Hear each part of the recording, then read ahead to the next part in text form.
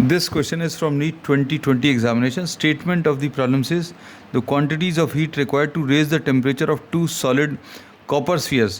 दोनों sphere जो है copper के हैं, radii R1 and R2, and R1 is given equal to 1.5 times R2 through 1 Kelvin.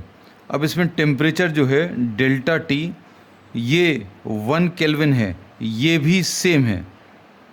तो अब इसमें हीट का जो फार्मूला है this is m into S into delta T. अब मास को अभी हम लोग क्या लिख सकते हैं, density into the volume into S into delta T. इसको डेंसिटी वॉल्यूम को 4/3 पाई आर क्यूब लिख रहे हैं into specific heat into delta T. अब इस एक्सप्रेशन में रो की वैल्यू सेम रहेगी, मतलब row one will be equal to row two. फिर उसके बाद S one will be equal to S two, क्योंकि इन दोनों का रीज़न सेम है, क्योंकि मटेरियल सेम है. मटेरियल सेम है मतलब बोथ आर कॉपर स्फीयर्स, दोनों कॉपर स्फीयर्स हैं. फिर डेल्टा टी ये भी सेम है. इसका रीज़न क्या है, this is given equal to 1 kelvin.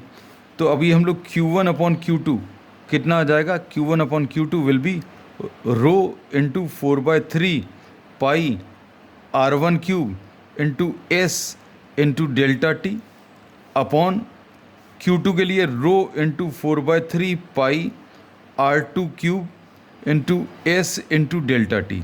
Row same लिखा है, स्पेसिफिक हीट सेम लिखी है, इसका रीज़न यहाँ पर दिया. डेल्टा टी सेम गिवन है. रो सेम क्यों है, क्योंकि मटेरियल सेम है. एस भी सेम क्यों है, क्योंकि मटेरियल सेम है. 4/3 कैंसिल होगा, 4/3 पाई. तो R1 cube upon R2 cube. अब R1 की वैल्यू कितनी है, R1 is 1.5 times R2 upon R2 का होल क्यूब.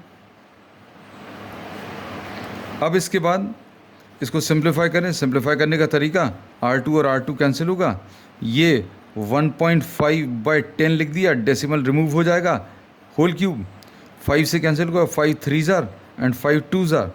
तो ये कितना जाएगा, 3 का क्यूब 27, 2 का क्यूब 8, तो 27/8 आएगा, which is given in the second option.